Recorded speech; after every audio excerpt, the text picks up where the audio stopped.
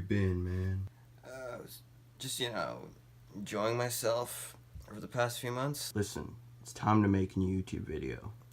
Oh man, it's too much pressure. Fame all went to my head. I just couldn't handle it. You had 100 subs. It felt like a lot. Mate, listen, you were an inspiration to a lot of people. People liked you for your passion, your relatability. That's not something that you can say about all reviewers. But what would I even review? The latest installment of your favorite franchise. Star Wars. That's out? You've been in here for many months now. But listen, you can make a comeback. Make this new review. Go into the cinema right now. Watch it. If you need to, watch it again. Make a full, spoiler-filled review. And they will love you. Well, hopefully. Alright. Alright. Time for me to sober up. I'm gonna go for a run. Alright, let's get this done.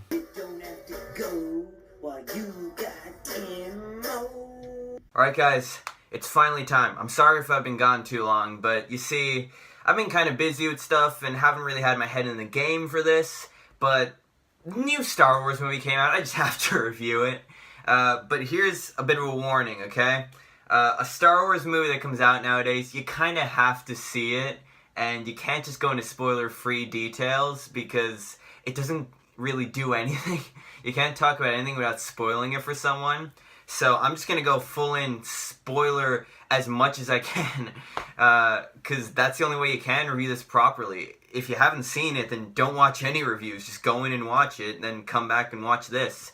So yeah, that's a warning. Spoilers are around, and I do recommend watching it first a few times. Don't watch this unless you've seen it at least once, though, okay? Cheers. So, the movie starts out, then we get this great action scene involving Poe, which sets the standard for the movie. It gets the comedy in there, a bit of drama, and sets a bit of an unpredictable turn for where the movie's gonna go. Alright, let's get the obvious out of the way. John Williams' score is amazing. It's even better than it was in The Force Awakens. The sound design, as per usual in a Star Wars movie, is great. The visual effects are the best we've seen so far in any Star Wars movie. I don't think any single shot didn't look entirely realistic. The acting, I'd say, is also really good. Like, Daisy Ridley, yet again, does a fantastic job. So does John Boyega. Oscar Isaac gets a lot more to do as Poe this time.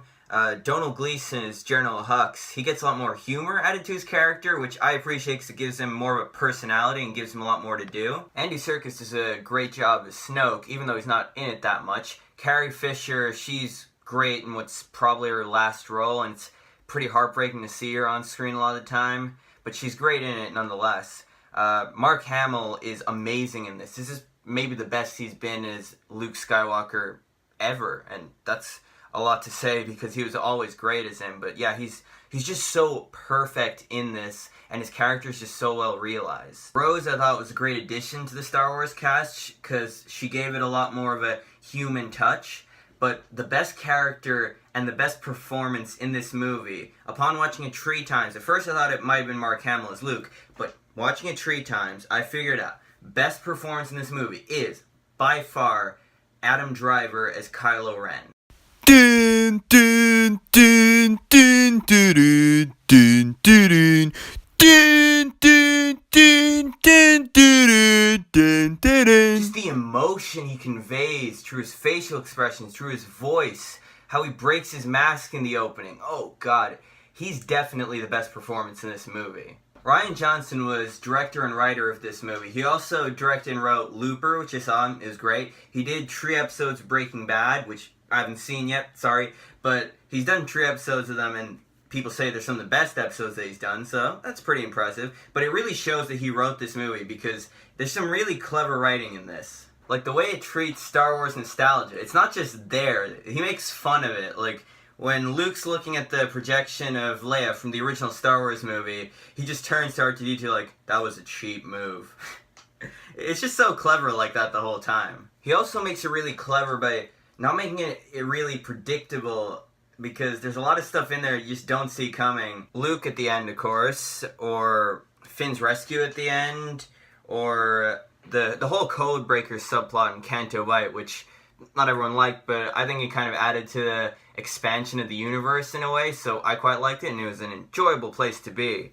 Also, Snoke's death, that was really unexpected. Like, you think it's going to be for the next few movies or so, or the next one at least.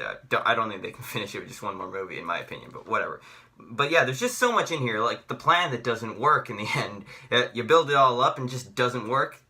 It's just clever like that. You don't expect this sort of stuff to happen, especially in a big blockbuster like this. And it doesn't answer unnecessary questions like who is Snoke and all that. I don't care about any of that. But it does answer one really well. Who is Rey, and, you know, who are her parents? Well, her parents, they were just some junk traders. They were no one. She's no one.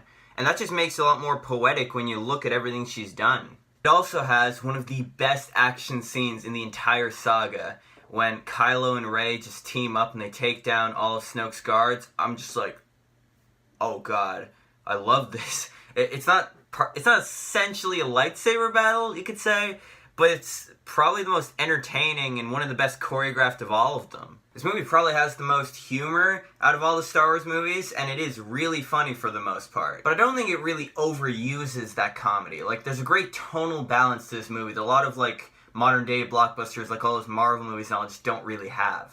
There's some of the best Star Wars scenes in this movie out of all the movies too. Like all the Force scenes on Skellig Michael are great.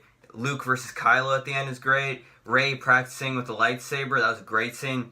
The destruction of the Star Destroyers by Laura Dern's character, that was just a beautiful scene. I love that. I love how Luke's describing how after all the stuff that happened in the original movies, he just became a legend, so he thought he could do anything. But then he realized, largely because of Kylo, that he couldn't do everything, and sometimes he just messed everything up. That just made it a lot more interesting and brought a lot more depth to his character. Then, of course, there's the Yoda scene. Oh god, it was Puppet Yoda from the originals. I just loved seeing him again. And just that, I just love the line he gives. Read them, have you? Page-turners, they were not. I apologize for that butchering of Yoda's accent. I also really loved that conversation at the end, the little thing, but between General Hux and Kylo Ren, because for one, you do realize that he was about to murder Kylo Ren. Like, he reaches for his gun and everything. It's just until he wakes up that he stops. Like, that was pretty interesting. But the conversation after was just so good. The Supreme Leader is dead. We have no ruler. The Supreme Leader is dead. Long live the Supreme Leader. But the best scenes in this movie are definitely the interactions between Kylo and Rey. Just the lack of music in them, the performances, the way it's written, it's just all great. It also has maybe the best cinematography of any of the Star Wars movies. This movie looks beautiful, and there's some great shots in there. My favorite being when Yoda and Luke just sit in front of all the burning Jedi scrolls. Like, I want that as my screensaver, like, to be honest. And also, it just has a great start to the war. Like, the way it's all set up in this movie just makes a great conflict. And as the last thing for the positives, BB-8 is good enough. You get some great moments in this. He's still a lot of fun as the new droid. As you can tell, I love this movie, but there are a few kind of negatives in this. Oh no. There's a lot of humor in this movie, and not all of it works. Like a lot of it is really funny, but there are parts that are just kind of like, you didn't need that in there. Also, that kiss from Rose to Finn at the end was pretty awkward. Like, you didn't really need that in there. Like, it was going fine with the whole save the ones you love and all, but the kiss was just a bit much. And then Benicio del Toro's character, he's a bit of a mixed bag. Like, I think he can be pretty funny, and he has some charisma to him, but that whole thing he does is pretty annoying, and He just kind of looks like a homeless bum or something. He'll probably end up shooting up a school someday. And Captain Phasma is wasted again.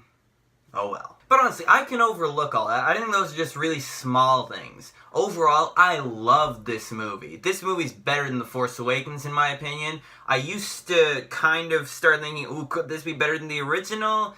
No, it's not quite as good, but it's still an amazing movie. I loved it. I want to see it again, even though I've seen it 3 times. That's pretty impressive. And I'm going to say, Last Jedi is definitely incredible. Anyway, I'm sorry this review took so long to finally come out, but let the past die. Kill it if you have to. So, guess this is it. I'll see you in the next 6 months.